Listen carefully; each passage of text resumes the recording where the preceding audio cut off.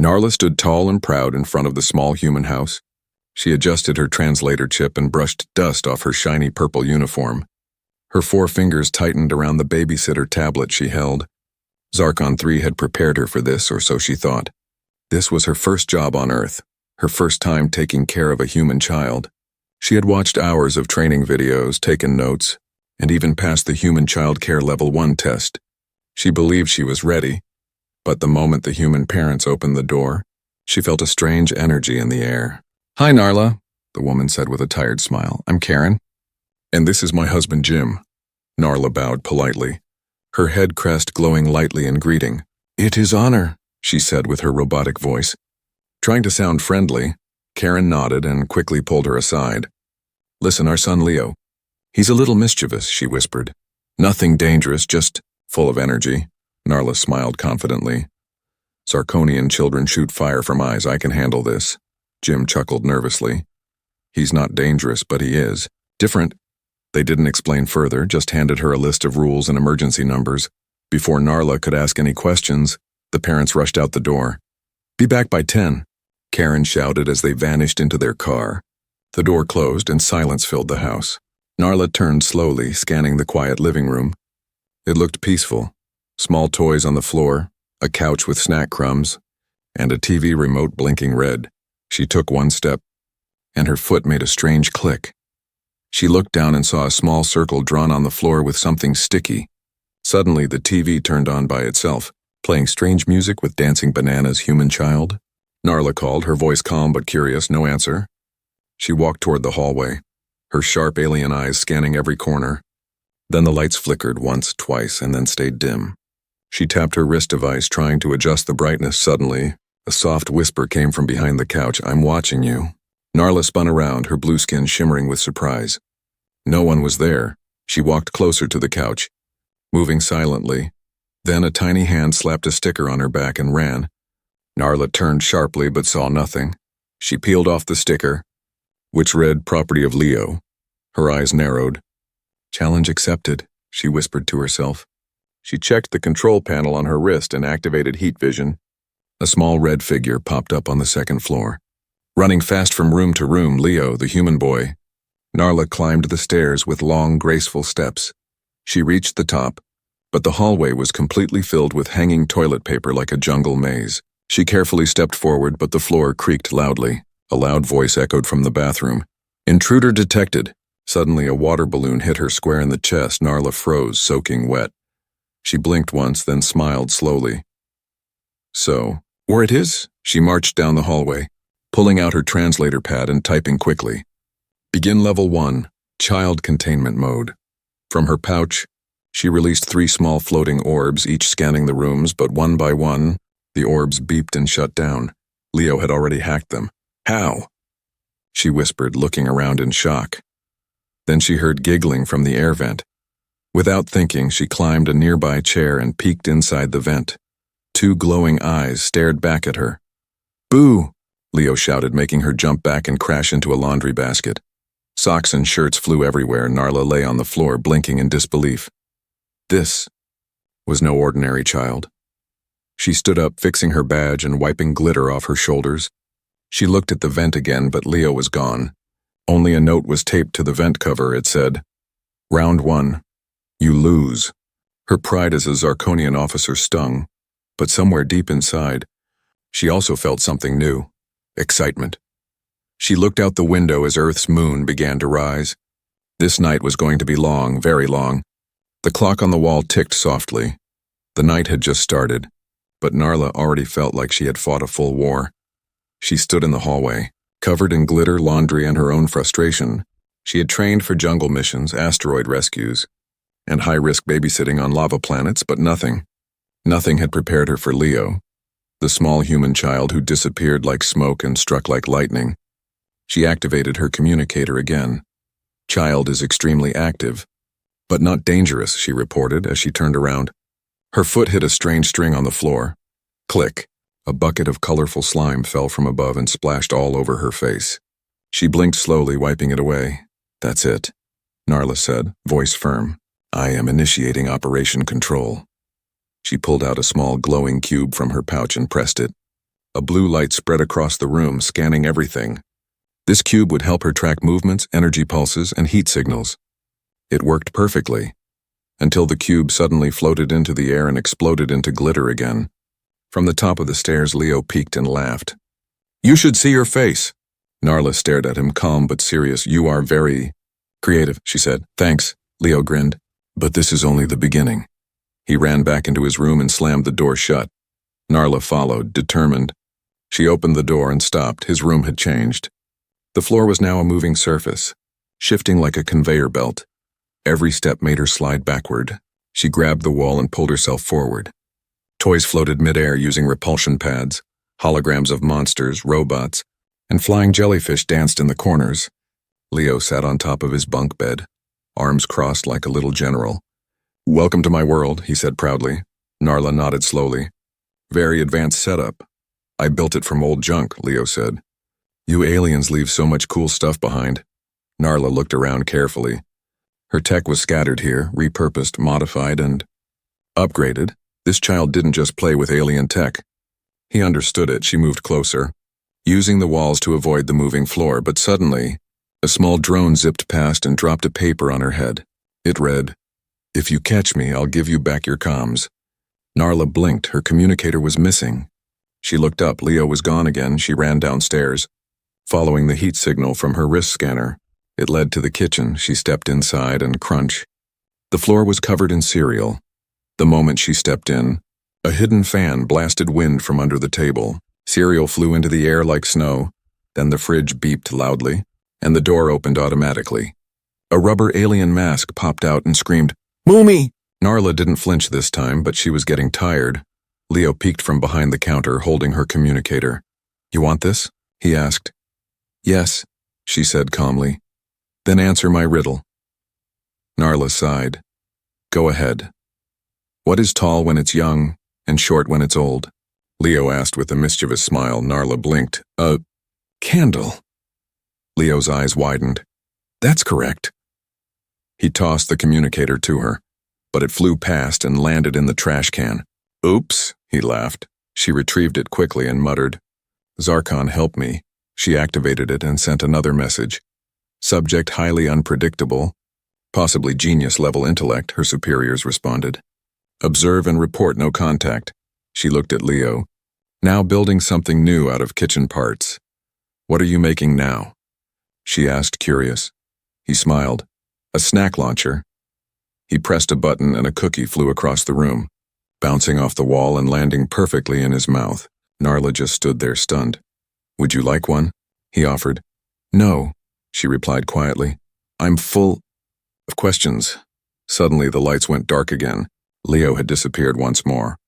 Her wrist scanner showed nothing, no heat, no movement. Then she saw a small glowing note on the wall. It said, "Round 2 starts now." Narla sat on the edge of the couch. Exhausted, she was not just babysitting.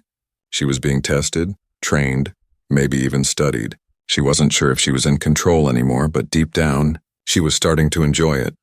And that scared her more than anything else. The house was no longer a home. It had turned into a battlefield. Narla stood in the center of the living room. Her glowing boots stuck to the floor. She looked down. Duct tape covered the carpet in a grid pattern, each square filled with sticky goo or toy mines. A tiny sign on the wall said, "Welcome to Level 3 Survival Mode." She took a breath, calm and steady, but her heart thudded like she was back on Zarkon training grounds. Except this time, the enemy was a 7-year-old boy with a wild grin and no mercy. From behind the couch, a ball rolled across the floor. Narla knew it was no ordinary toy. She jumped. Just as the ball popped open and released a loud boom, spraying foam everywhere, she landed safely behind the dining table, which had been turned into a fortress, pillows stacked like sandbags. "Very clever," she muttered, eyes scanning for movement. Her wrist device blinked with a message. "Tracking disabled, signal jammed." He had blocked her sensors again. Suddenly, music blasted from the walls. Leo's voice singing off-key, it echoed from all directions, making it impossible to find him. Then came the wind. Fans hidden in the corners began to spin at high speed, blowing paper, glitter, and flying saucer toys around the room. Narla moved low, crawling under the table. She reached for the chair, but it was wired. A jolt of static buzzed her fingers. making her pull back. "Don't touch my traps!" Leo shouted from somewhere above, laughing wildly. She looked up and saw him, sitting on top of the fridge, wearing night vision goggles and holding a remote. He pressed a button, and the floor tiles began to shift again. One tile flipped up and launched a pillow directly at her face. Whump! She stumbled backward but recovered quickly. "You have too much free time," she said, wiping glitter from her cheek. "I'm homeschooled," he replied with a shrug. She didn't know what that meant, but it sounded dangerous. Narla activated her emergency mode. Small mechanical arms unfolded from her back. Forming a personal shield, she pushed forward through the chaos, slowly reaching the hallway. Her plan was to trap Leo in a controlled area, neutralize his devices, and finally, babysit.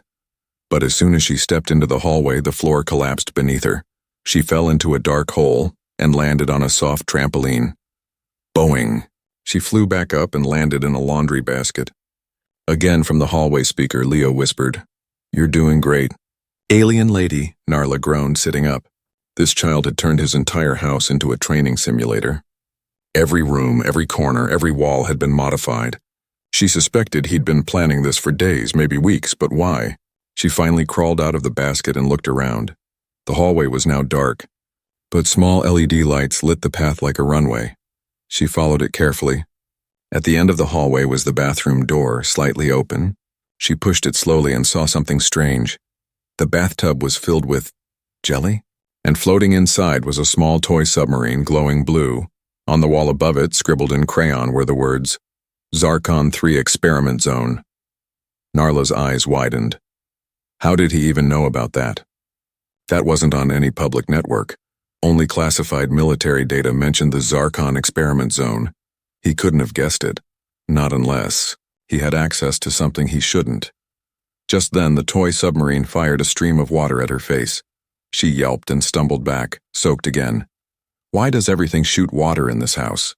she muttered. Then she heard a soft beeping from her wrist. Her comms had connected. She sent a quick message. "Child may have breached alien databases. Repeat." "Sensitive knowledge detected," command replied with one word. "Observe." She stepped into the bathroom and picked up the toy submarine. Tiny alien tech parts were embedded inside it. Not Earth plastic, real pieces from Zarkonian scout drones. Her hands trembled. Leo hadn't just collected scraps, he had assembled them. Narla turned quickly and marched to Leo's room, determined to confront him, but when she entered, the room was empty. No moving floor. No floating toys, no traps, just a small note left on the bed.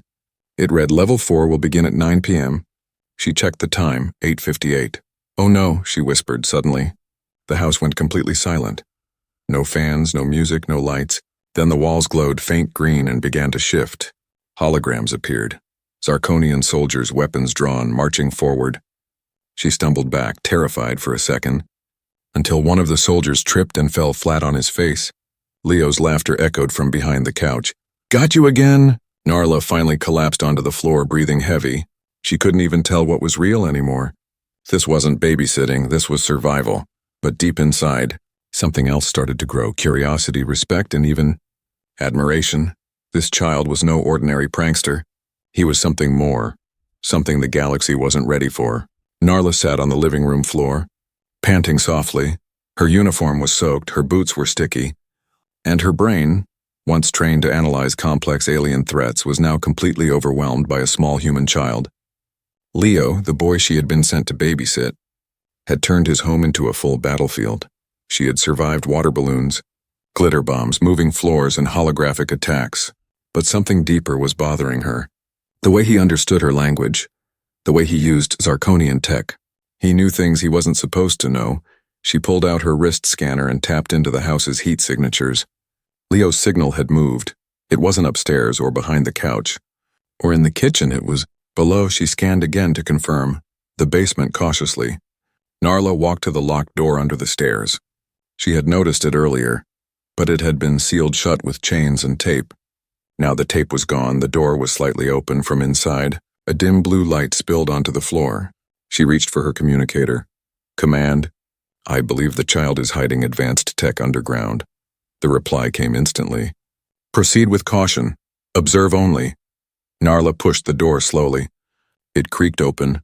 revealing steep wooden stairs leading down into the dark.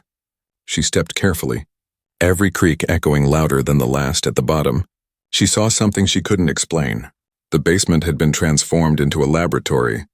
Wires crisscrossed the ceiling, old computer parts lined the walls, and alien devices glowed softly in the corners. Floating screens hovered in midair, showing star charts, Zarkonian blueprints, and even classified drone designs. How? Narla whispered, almost afraid to breathe. She stepped closer to a table covered in circuit boards. One of them was clearly made from scavenged alien memory chips. She recognized the design. It was from a recon pod lost last year during a deep space mission. Suddenly, a soft voice spoke from the corner. "You shouldn't be down here." Narla turned, and there he was. Leo stood next to a glowing orb the size of a basketball. His face was serious now, not mischievous, not playful. He was calm and very aware. "How do you know about this tech?" she asked quietly. He looked at her, eyes glowing faintly from the light of the orb. "I listen," he said, "to the stars, to the signals you leave behind." She stepped closer. "You intercepted alien transmissions?" He nodded. "They're messy, but I figured them out." Narla's heart pounded. Even trained scientists struggled to decode deep space signals. But this human child had done it with scrap toys and time. "What is that?" she asked, pointing to the orb. Leo smiled faintly. "It's a pulse core." Narla's eyes widened. "That's highly dangerous. It can disable entire fleets." "I know," Leo replied. "That's why I haven't used it yet." He walked over to a whiteboard, filled with notes and alien letters, some even she didn't understand. "I don't want to hurt anyone," Leo said. "But they're coming, aren't they?" Narla froze. "Who's coming?"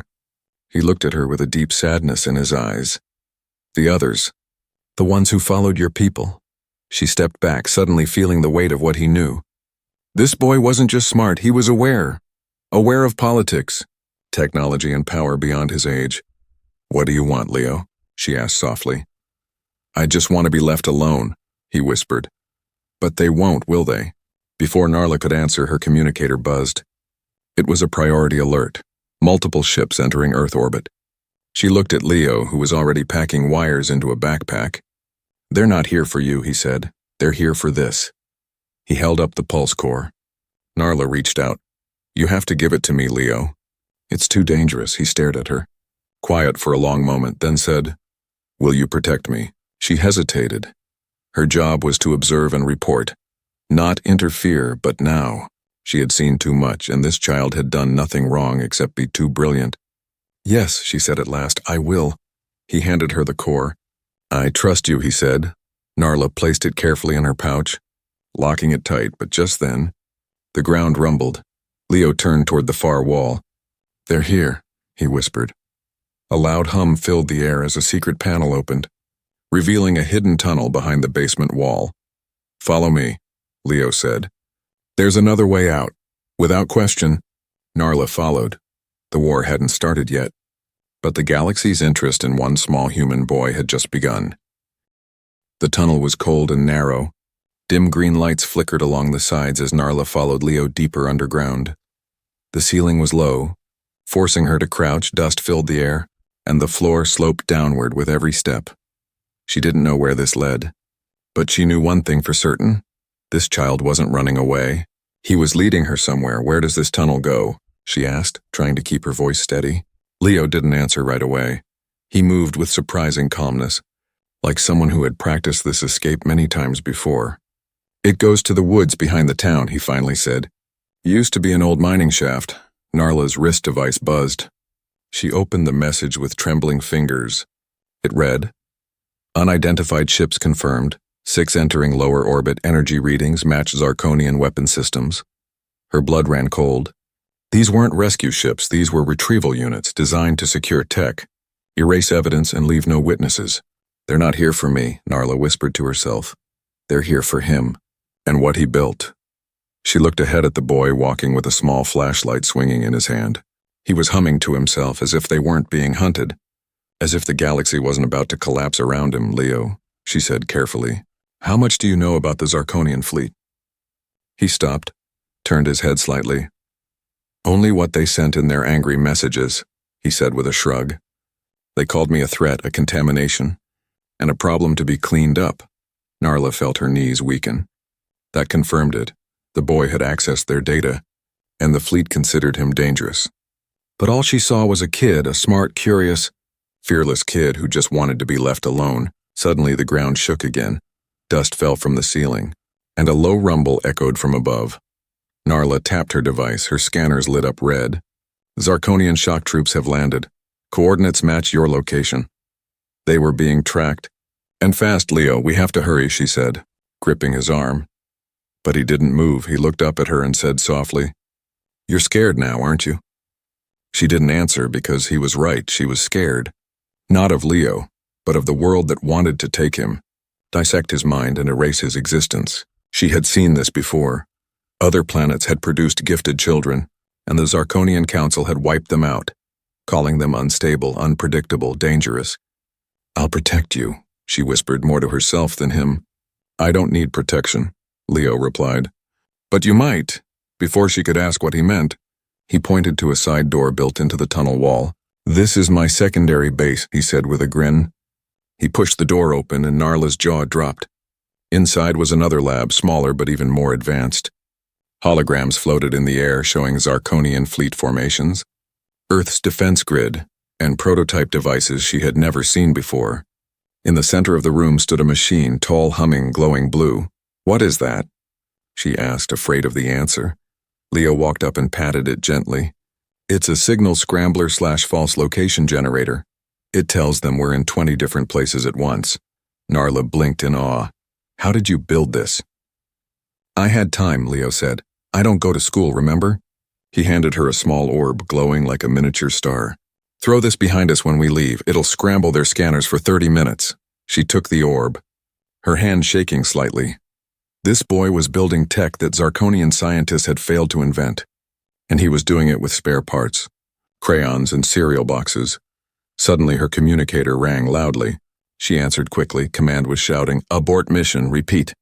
"Abort. Fleet Commander has issued Level 9 protocol. Terminate child on site." Her heart stopped. She stared at Leo, who was still looking at her with trusting eyes. He didn't know, he didn't hear the message. "But she had, Narla?" he asked, tilting his head. "Everything okay?" She looked at him for a long moment, then slowly crushed the communicator in her hand. Wires sparked, smoke rose, and her link to command went dead. Leo raised an eyebrow. "Was that necessary?" She smiled weakly. "Very." He didn't press further. Instead, he picked up a small backpack and tossed another to her. "Come on," he said. "The world's about to get loud." As they stepped out of the side room and returned to the main tunnel, Narla felt something she hadn't felt in years. Purpose, not as a soldier, not as a spy, not even as a babysitter, but as someone protecting something precious.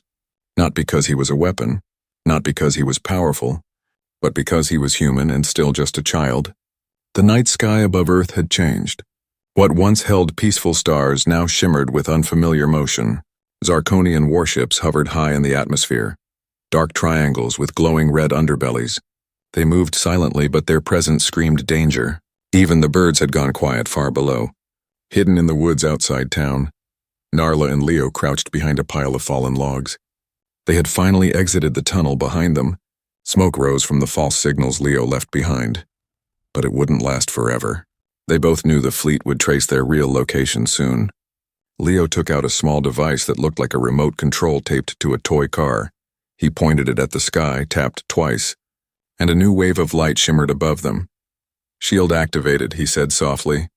"Won't hold long." Narla watched him in silence. He was just a boy. Mud on his shoes, scraped knee, dirt on his cheeks. But he stood like someone who had seen 100 battles. And right now he was the most important human on the planet. Suddenly her wrist beeped. It was still damaged from the communicator she crushed, but its emergency sensors worked. Red dots blinked, enemy soldiers landing nearby. "Too close, they're coming," she whispered. Leo nodded. "Told you." A loud humming filled the air. Followed by a soft thud, Narla peeked through the trees. 3 drop pods slammed into the clearing below. Zarkonian troops stepped out. Tall, armored, and glowing with energy. Their rifles scanned the area. Heat-seeking eyes locked in every direction. Narla pulled Leo closer behind the log. "If they find us, we run," she whispered. Leo shook his head. No. We show them. She blinked. Show them what? Without warning, he stood up. Before she could stop him, Leo walked into the clearing, hands raised. The soldiers immediately pointed their weapons at him. Don't shoot! Narla shouted, jumping out behind him. He's just a kid. But the soldiers didn't lower their weapons. Their commander stepped forward, face hidden behind a black mask. His voice came through in static. Subject 217 detected. By order of Fleet High Command, he is to be neutralized. Neutralized. Narla yelled, standing between Leo and the gun. He's a child! He is a danger to Zarkonian security, the commander replied. He must be erased. Leo stepped beside her and calmly said, Are you sure you want to do this? The commander paused. You do not give commands to us. Earthling, Leo sighed.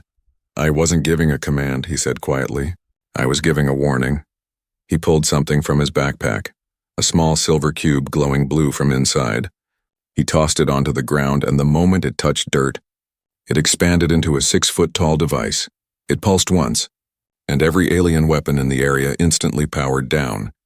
Lights blinked out, rifles died, armor shut off. The soldiers stared at their useless gear in confusion. Narla stepped back in shock. You just disabled their entire squad, she said. Voice shaking, Leo shrugged. Only temporarily. I call it the calm cube. He smiled. Gives us 45 seconds of peace. The soldiers panicked. Trying to reboot their gear, the commander screamed. How is this possible? Leo looked up at him and replied, Because I studied you. Because you were too loud. Because you always underestimate humans. The forest filled with a low buzzing sound. More ships were descending. Dozens now, fleet reinforcements. Zarkonian vessels circled the area like vultures. Narla turned to Leo, fear finally settling in. What do we do now? Leo looked calm, almost peaceful. He pulled a small transmitter from his pocket and tapped 3 buttons. A second later, the air shimmered and a new ship appeared overhead. It wasn't Zarkonian, it wasn't Earth-made either. It was human-built using alien parts, sleek, silver, sharp. Like something from a future that hadn't come yet. You built a ship? Narla gasped. Leo nodded. Had help, kinda. It's mostly autopilot. But it listens to me, the ship lowered. Opening its bay doors, Leo turned to Narla. We're not safe on Earth anymore, she hesitated. Leaving Earth meant disobeying her command forever. But staying meant handing over a child to soldiers who didn't understand him. She looked down at him. This dirty, brilliant boy who had only wanted to play, invent and be left alone. Then she nodded. Let's go. They rushed to the ship as the calm cube began to flicker. The moment they boarded, the door sealed shut, engines roared, and the ship soared into the sky, breaking through the trees and into the clouds. Zarkonian ships chased. But Leo's vessel outmaneuvered them with ease. Narla sat in the cockpit, watching Earth grow smaller below, behind her. Leo was already opening panels and rewiring something. Where are we going?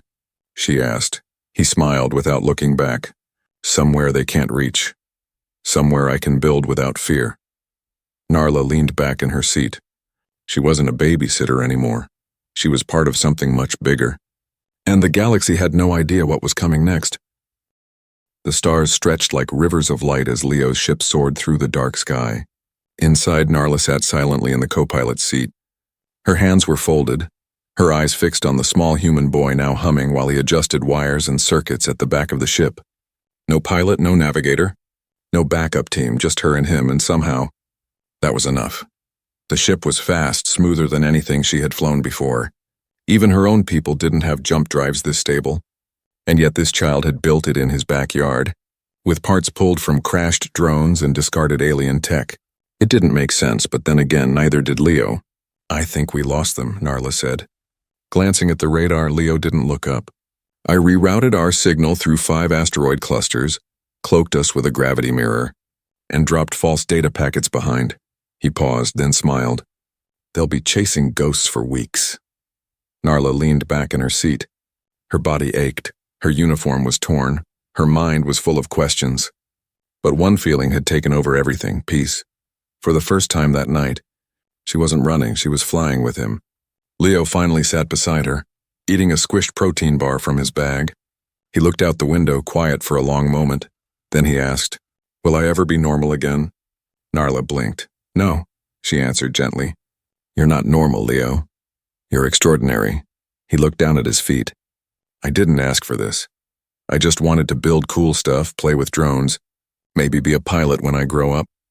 You are a pilot, she said, nodding toward the ship's controls. You're flying something the council would kill to study. Leo gave a small smile. But I never wanted to hurt anyone. You haven't, Narla said. You've only defended yourself. But they'll keep coming, won't they? He whispered. Yes, she said quietly. They're afraid of what they don't understand. Leo sighed. So what do I do now? Narla paused, then stood and walked to the ship's front window. Now, she said, you decide who you want to become. You're free. Silence fell for a while. The stars glowed like quiet sparks in the black, then Leo asked, Will you stay with me? Narla turned, her eyes soft. You want me to? He nodded. You're the first alien who didn't try to take something from me. You listened. You played my games. And you didn't leave. A small smile tugged at her lips. You also dumped slime on my head, and electrocuted my boots and covered me in glitter. Leo laughed. Yeah, I was kind of wild. You still are, she said with a grin. But now you're my problem. He beamed at that. Then let's make a deal, he said, sitting up straighter. You help me stay safe. I'll help you build stuff the galaxy's never seen before, she raised an eyebrow. Like what? He held up a napkin covered in messy drawings, starships with wings, teleport pads, anti-gravity bicycles, and even a pillow cannon for peaceful wars. Everything, he said with pride. We'll build everything. And nobody can stop us. The ship's radar beeped softly, friendly ping this time. Leo tapped it. It's a neutral zone, he said. No patrols, no flags, just floating rocks and quiet stars. Perfect place to hide and build. Narla looked at the screen, then back at him. You thought of everything. Didn't you? I had time, he said with a shrug. While other kids played games, I watched the sky, and the sky started watching back. He got up, walked to a small compartment at the back of the ship, and opened it. Inside were tools, gadgets, food supplies, and a second seat, smaller, with wires leading to the dashboard. I built this in case someone like you showed up, he said softly. A protector, a partner, a babysitter who didn't run. Narla walked over and sat in the new chair. It fit perfectly. He handed her a small badge made of tinfoil and tape. With a star drawn on it, it said Team Leo, founding member. She chuckled. I'll wear it with honor. The ship cruised gently into the quiet zone of space. Leo set the controls to auto, then curled up in a seat with a blanket. His voice, sleepy now, asked one last thing. Do you think the galaxy will ever understand me? Narla looked out the window as stars drifted past like dreams. No, she said gently. But that's not your job. Your job is to build the galaxy you want. He nodded once. Already half asleep, and for the first time in a long time, Narla felt something deep in her chest, hope. The galaxy didn't know it yet, but it had just lost its grip on the most brilliant child Earth had ever seen. And that child had a new mission now, one she would stand beside, no matter what came next, because sometimes saving the future doesn't begin with a soldier, sometimes it begins with a babysitter.